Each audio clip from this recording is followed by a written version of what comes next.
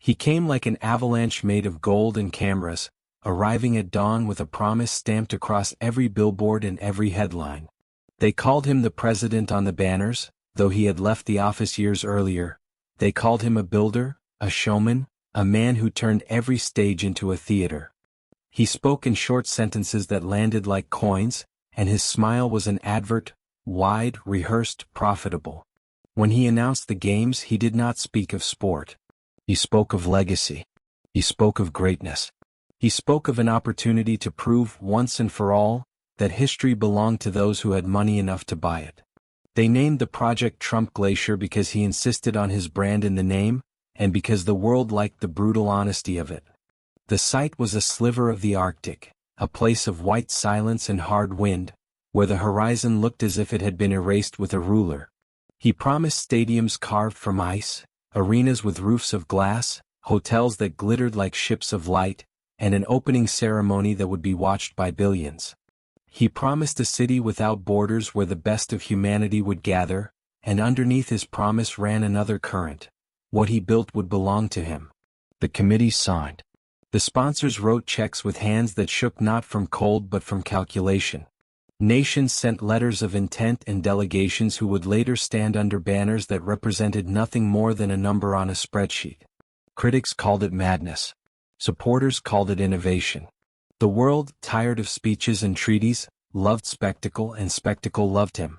The athletes came as they always do, with worn duffel bags and stars behind their eyes.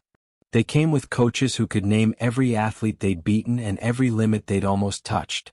They came because the Olympics had always been a promise. 4 years of training for the chance to be seen. For some, Trump Glacier was a fresh horizon. For others, it was a nightmare wrapped in gold foil. For the young woman who would change everything, it was simply the arena where she would polish a life of small reconciliations into something sharp. She was not a champion when she arrived. She bore a name from a city that treated winters like a rite of passage. She had learned to skate on a pond that split the town like a seam, and her first skates were cheap and bent, bought for her by a grandmother who held secrets in the hem of her coat. She had made a bargain with motion. If she could float above the ice long enough to touch the sky, she would be allowed to imagine a life that did not include fear. The rink had taught her balance and also the quiet vocabulary of patience, the way to put your weight in one place and trust that the world would carry you. When she arrived at the glacier, officials measured her and assigned her a uniform stitched with corporate sponsors. They gave her a room in a tower that looked like a cathedral of glass and told her to smile for the cameras. The city itself was a miracle of engineering and vanity. Roads were heated so snow did not settle. Robots cleared walkways and pamphlets described dining experiences that cost as much as a town. The stadiums rose like carved teeth out of the ice, and at night the northern lights reflected in the mirrored glass and looked like the aurora had come to watch a parade. The flame ceremony was a spectacle. Drones choreographed into a simulated flock, holograms of mythic origins, fireworks that spelled slogans in the sky. Everything was polished so thoroughly you could see the future reflected in it, or at least the future he wanted you to buy. But beneath the brand, the projects and the ribbon-cutting lay the cracks driven by haste and secrecy. The contractors who had pressed the ice into place had skipped tests. The engineers who had promised tidal stability ignored emails sent at 3 in the morning warning of the fragility of the permafrost. The clean corridors that tourists would walk were stacked upon maintenance tunnels that no one bothered to map in public. And the security plan, grand as a doctrine but thin as a postcard, depended on private contractors paid to watch screens and keep the cameras rolling. They said that, in his office, the president kept a world map with pins for deals and an enormous photograph of himself shaking hands with an unnamed monarch. He liked to stand in the middle of his model city and listen to the hum of servers powering an operation that could stream the world's most intimate competitions into living rooms on every continent. He liked to say, off the cuff and perfectly televised, that he was giving the world something it had lost. Spectacle without apology. He also liked, in quieter conversations, to remind his guests that the eyes of the world are most attentive when human drama is on display. He offered comfort to investors by promising control. When the world watches here, he'd say, they do what we say. The first week moved like choreography. Events on schedule, commentators finding new metaphors, social media building the inevitable memes. The skaters glided. The snowboarders carved crystalline lines into fresh slopes. Medals hung like harvest fruits around necks. The broadcasters hailed the innovation. The editorial pages marveled at the investment. The president rode the wave, smiling in the stands, a hand on a child's head for the cameras. An old television host's pose that telegraphed, always mastery. And yet, in service corridors and under the stadiums, people were already whispering. The cameras did not watch the low corridors where workers slept in prefabricated modules. The puddles of thaw were cleared quickly, and the maintenance logs disappeared into the archive. When a reporter snooped, they met polite offices whose archivists managed bureaucracy like theatric props. They were told everything was fine. They were shown graphs that seemed, at a glance, to prove an abundance of planning and contingency safeguards. If a journalist probed deeper, they were shown a hallway of gray suits and told there might be a miscommunication. "We will look into it," they said, and their smiles were disarming. She, the skater with winter in her bones, was young and clear-eyed. She had not yet learned how to perform for politics or markets. She was there to be honest to movement. On the surface, she performed perfectly for the cameras. Her footwork drew patterns on ice, her spins plotted constellations. Offstage, she learned how the machine operated. A janitor she befriended told her how the catering staff were rationed unless they worked extra shifts.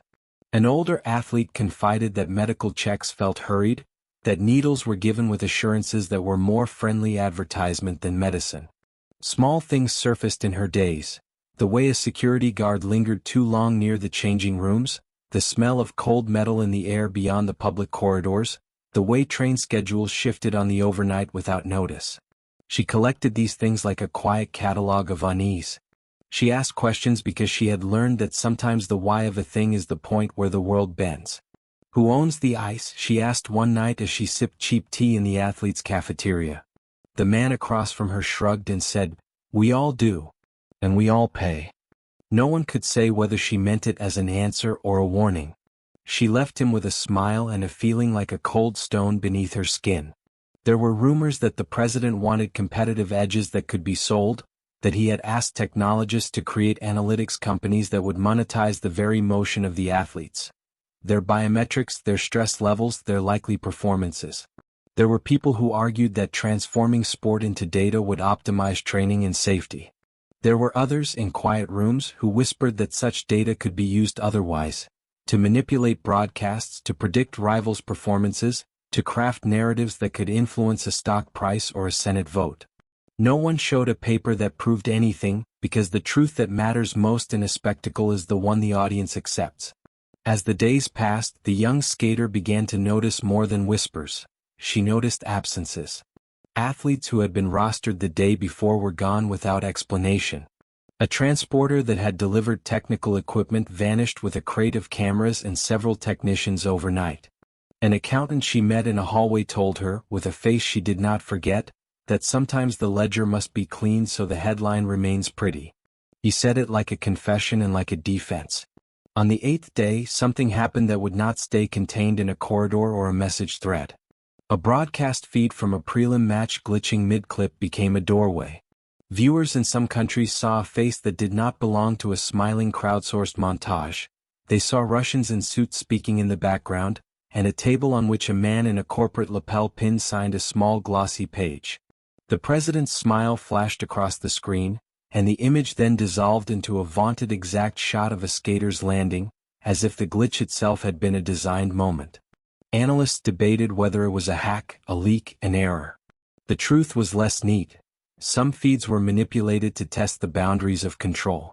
Which feeds, which countries, which regulators would notice first? That was the experiment. That same night the young skater learned a name. An engineer she trusted, a woman with grease on her hands and kindness in her eyes, slipped a paper into her palm and said, "You should know." The paper bore words that made her stomach flip. Black Glass Initiative. It was a name that suggested depth and opacity. Beneath that, a small list indicated partnerships with surveillance firms, streaming platforms, and private security groups. The engineer told her in a whisper she would regret only if she failed to remember, "We didn't sign on for this. They promised infrastructure. They promised cameras and safety. This is something else." She folded the paper carefully and did what athletes do when the world tilts. She found a place to train. On the ice, the world stopped being conversation and became physics. She practiced a jump until her knees ached, until blood warmed her palms, until muscle memory stitched calm into her bones. Movement became a refuge. Still, the paper was a stone in her pocket, a weight of knowledge she could not yet admit as fact. The president, for his part, delivered speeches that grew more theatrical as the event rose in magnitude. He had a way of speaking about our spectacle that made some audience members feel included and others feel priced out. He said, "We are here to remind the world how to watch," and the world watched. Critics called his empire of streaming and sponsorship a commodification of the sacred. Supporters sent him flowers and promises. Investors counted returns before the first medal was weighed. He had a legal team, and the legal team had memos and soft folders. Among them, clauses glinted: control, exclusivity, indemnity. They were contract language translations for command. The turning point came swift and private like a trapdoor. A technician at one of the networks, off the clock and drunk on quiet, uploaded a folder to a public server and then deleted his presence like smoke. The folder contained raw camera footage, not the polished streams the world consumed. In it, she watched things that did not belong on any highlight reel. She watched an athlete being shepherded from a medical tent by men who were not medical staff. She watched a cameraman shake his head as a broadcast director told him to roll tape of staged ceremonies. She watched a group of men in suits walk into the maintenance tunnels and a drone follow them in like an obedient insect.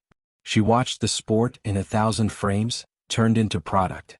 That night, she sat on the edge of her bed and watched the footage until her eyes blurred. The cliché about sport being bloodless and pure felt brittle. She could no longer pretend that the scaffold beneath the ice was benign. She closed her laptop and slid the paper from the engineer's hand out across the table and read it again.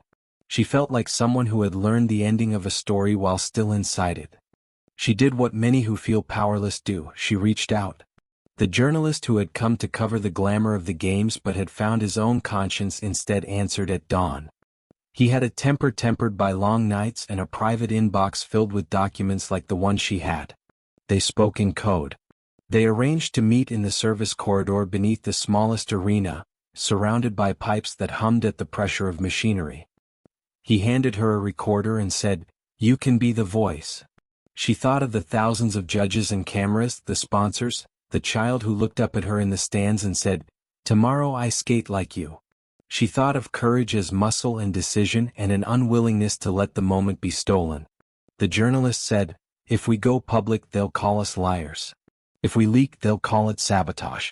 If we do nothing, every record will be rewritten. So we must decide what we are willing to become to stop them." They made a plan that was beautiful in its simplicity: to take the opening night, the most watched event, and make a choice that would force the world to look. They could not control everything. They could control the stage where truth had weight. She was terrified. She was also alive with a fierce clarity. Truth carried a rhythm only she could keep. She would skate, and when the cameras widened for the grand shot of the president receiving applause, she would do something else. Something that would not be easily swallowed by feed refreshes and sponsored overlays. The day arrived electric and blinded by lights. The world was tuned. The president walked the runway stage as if it were a throne. Drones patterned the sky like a flock ordered by code. Sponsors beamed advertisements that were woven into the spectacle, their logos blossoming at every available frame. The skater laced her boots, closed her eyes, and thought of the woman who had handed her the list in the engineering shed, of the janitor with the thin smile, of the child in the crowd. She thought of the coin her mother had used to buy her first skates. She thought, too, of silence, how it could be an absence or a language unto itself. She stepped out under the lights and watched a crowd promise everything. The music soared. She sailed into her program with the kind of fear that is sharpened into precision. Her first jumps were textbook. They made the commentators talk about technique. Her spins were precise. Her edge work was butter. But the plan was not about a perfect landing, it was about a message that could not be edited out. Midway through her long program, during a sequence designed to be the viral moment, a triple that would be replayed in slow motion across feeds, she paused. Audiences are jealous of stillness. It interrupts the comfort of expected rhythm. She halted on a single edge, the blade digging into ice to make a small circle. The music stuttered for an instant in the stadium speakers. The international feed caught her, and so did a billion devices. She drew breath, and then she performed the interruption. She pulled off her gloved hand and raised it, not to the crowd but to the camera hovering like a predatory eye. It was a small hand, calloused from practice, but it held a small scrap of paper folded like a letter. She looked into the lens and opened it. There are moments so raw that the world forgets to be cynical. The stadium hushed. The president's applause faltered. Commentators stammered. She read 3 sentences into the live microphone. Simple, unadorned, impossible to cut without suspicion. They bought the lights. They own the feeds. They sell our bodies back as shows. This is the truth. We are not a product. Her voice did not wobble. It was a vocal line she had rehearsed in the quiet of ice, where you practice not for applause but for clarity.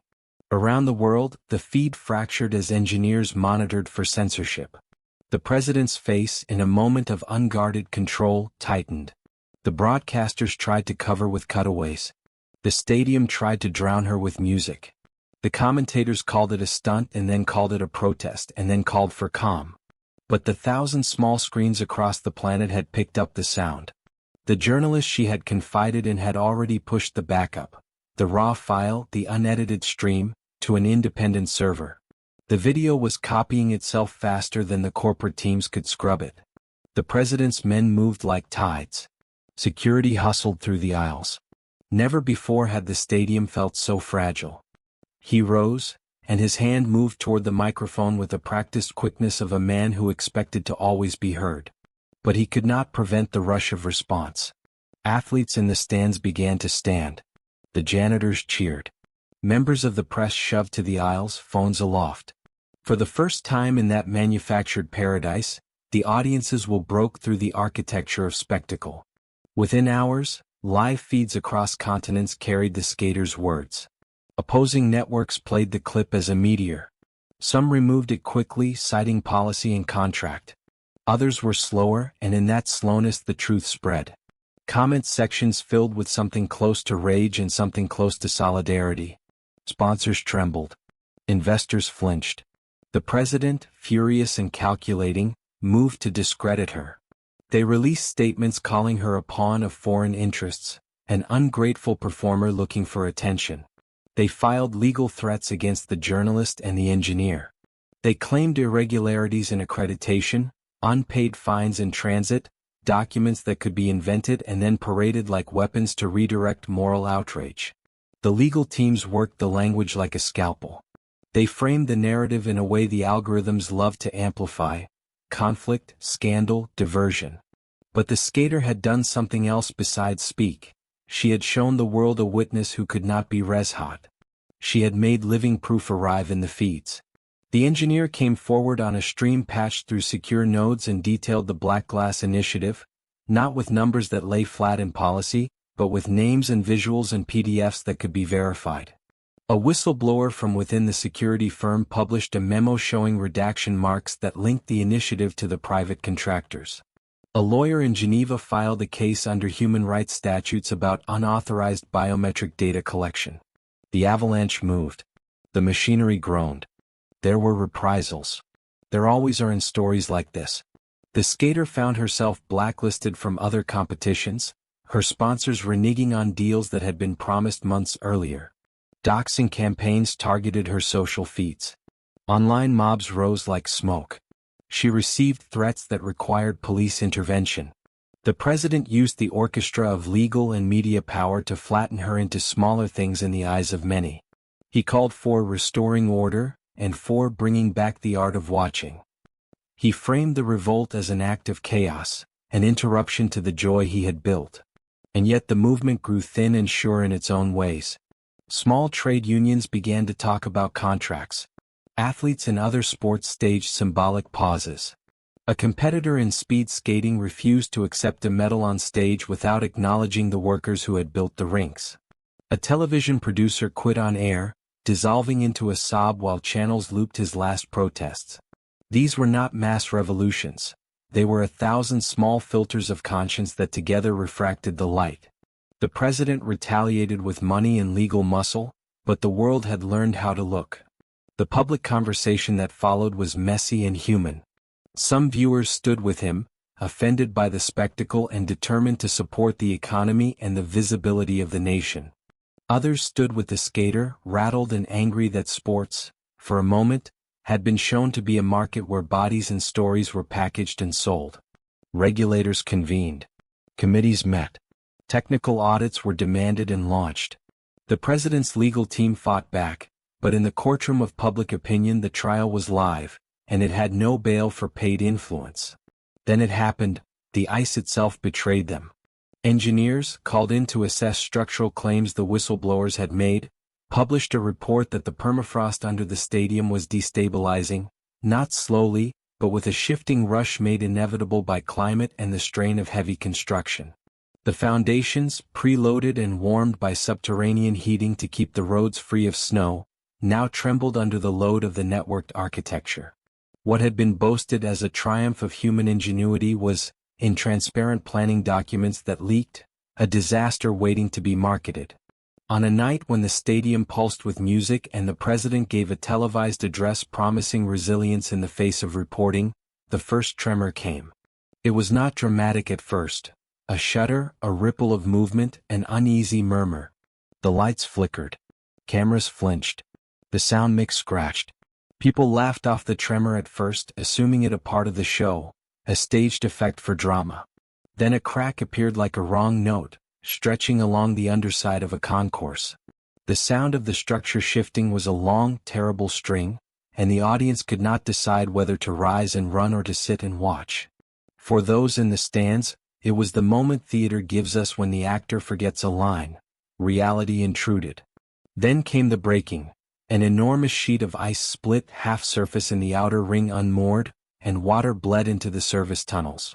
Drones failed to steady in the tremor. A panicked cascade of minor failures spiraled into a system shock. Smoke and dust and the smell of hot metal filled the air. People stumbled. Fancy advertising screens cracked. In the chaos, the president's security teams tried to form lines of command that resembled authority. For once, their rehearsed gestures flattened like paper. Rescue protocols were imperfect but heroic. People helped each other across sliding floors. The skater, who had been sitting in the stands for interviews, grabbed a fire extinguisher and ran down a corridor to help a pressed mass of staff. The journalist, his face streaked with soot, filmed not a narrative but humanity. Videos spread that showed people helping one another, not a polished montage but real hands grasping warm hands, children being born out, athletes forming human chains. The president's planned imagery of him as conductor of a global festivity crumpled into the reality of emergency responders and volunteers. When the smoke cleared and the damage was mapped, the city that had been built as a monument to brand and influence looked less like a monument and more like a lesson. The stadium was condemned. Rescue crews filled spreadsheets with names and far too many exhausted signatures. The financial markets dropped. Sponsors convened emergency meetings. The president's speechwriters wrote the speech he would eventually give, full of resilient language, gratitude, and promises to rebuild better. He called for unity, a familiar cadence rolled into rehearsed sincerity. His public approval dipped and spiked with every headline. The legal and political aftermath was messy and raw. There were hearings, investigations, and charges of negligence brought by nations whose athletes had been endangered. The world demanded accountability, and the infrastructure he had bought with polished checks and empty guarantees was suddenly exposed as cobbled together with promises that had no intention of enduring. The private courts tried to swallow claims under arbitration clauses and non-disclosure agreements, but mass culture had already produced footage that would not be unsent. In the months that followed, the president tried to pivot. He hired consultants to recast the narrative, held press conferences that promised refunds and compensations, and offered a legacy fund that would, he said, help the towns harmed by the climate shock. There were lawsuits. There were settlements drawn in gray ink. Stocks rallied when he promised a rebrand. The world watched, exhausted and fascinated, as leaders jockeyed and lawyers argued, and the skater who had interrupted the show spent nights answering requests for testimony from committees meant to reform the governance of sports. Her life changed in the way that truth often changes lives. It became public property. She was offered wavering support and solid money. She was attacked online and embraced in small pockets of grief and gratitude. She sat with workers who had been denied meals. She testified at hearings about biometric privacy and the rights of athletes to control their own data. Her voice, small once in a frozen town, became a part of the legal vocabulary that would later be used to redesign contracts and regulations. But truth is not a heroic arrow that flies straight into law and fixes everything. It is a pebble thrown into a lake whose surface ripples in complex patterns. There were confusion and compromise. Some nations argued that the revenues the president had promised could fund sports where funding had been absent. Others said the very notion of private ownership over global ritual was a line that should never have been crossed. Years later, when books were written in black and silver about the Trump Glacier Games, some pages read like tragedy and others like satire. He would be remembered, in the way billionaires are, for the scale of his risk and the scale of his hubris. The press would print study after study about the perils of privatizing public institutions devoted to cultural heritage. New protocols were written about transparency and environmental auditing. Contracts were taught in university classrooms as cautionary tales. The skater returned to ice not as a naive performer but as a seeder of reform. She founded a small nonprofit that put athletes in control of their biometric data, that taught young athletes from marginalized places how to read contracts and how to organize. She spoke at forums, and sometimes she sat in panels where men in suits and women in logos talked about governance and ethics. She taught children to skate and to ask not only how they could move but why. And the Arctic city became, with slow bureaucracy's justice, a ruin half filled with hope and half with concrete. Some of the glass towers were repurposed into research centers studying thaw and permafrost. The ice arenas became labs for climate scientists. The brand that had once blared in gold letters was repurposed into a caution, a lesson cast in light and frost. He gave interviews where he would say the word resilience, with a practiced cadence, as if the world's rebuke had taught him something he had not wanted to learn. But the memory of the night when a skater's voice cut through a manufactured sky remained stubborn, a single line that threaded through the years. There are photos of that moment still circled on servers and printed in ink, her gloved hand raised, a scrap of paper in it, the stadium a frozen galaxy behind her. That frame has the quality of a myth, one moment that changes the interpretive key of an entire event. People built memorials. They did not agree on what to call them. Some said the memorial should honor corporate hubris as a lesson. Others said it should honor the janitors and the hospital workers who had worked through the night. In a small public square that once boasted a billboard with his preening grin, the city left a patch of ice unmarked. Children would skate there when the wind allowed, and old athletes would come to tell stories about balance and gravity and the first thing they ever learned about falling and getting up again. In the end, the president remained what he had always been. A man with a capacity for spectacle, for risk, for reinvention. The world continued to watch him on screens. He continued to make deals, to speak at rallies, to be both reviled and adored in equal measure. But his name, in the context of the games, grew less like a brand and more like a historical anecdote about the dangers of smell and shimmer. The world learned, painfully, that the flame was not only a light to be showcased but a covenant that required stewardship. The skater who had once been a girl with cheap skates married a quiet engineer from the maintenance crew, and they had a small child who loved to spin in circles on a frozen puddle. She told him stories about the ice, about how the world can be coaxed into beauty and also into harm, and about how sometimes a single pause in a performance can become louder than a chorus. Years later, when she was old and her hair thin as the ice she once cut, she would be asked again and again why she had risked everything. She would look out at the children circling the unmarked ice rink and say, in a voice that had learned patience and courage alike, because to let them sell us is to let them decide which of us matter. Sport should be for all of us. It must belong to anyone who can stand on a line and breathe. They would put a line in a book and call it a moral. They would teach it in seminars and in law classes, and a few would stand on their own for the theater of it. But the truth she wanted to teach lived in small rituals. Teaching a child to tie laces, to watch a friend fall and to help them rise, to hold a scrap of paper up to the sky and read the words out loud so they echo in the open air. That was the kind of revolution she believed in, slow and insistently human. The flame still rose 4 years later and 4 years after that, and each time it passed through hands and towns and nations, it kept its old whisper. People would listen, and sometimes they would pause before clapping. Sometimes they would take a breath. And in the quality of that breath, the small hesitation between what we can do and what we should do, the lesson from the Arctic remained bright as a star. It is a small legacy in a world that prefers monuments to small things. But things do not have to be massive to be meaningful. A pause, chosen at the right second, the bending of a world toward mercy, can become a hinge on which history swings. That night in the shining city of ice, an athlete did not let herself be sold. She raised her hand, and the world, for a moment, remembered that it could choose otherwise.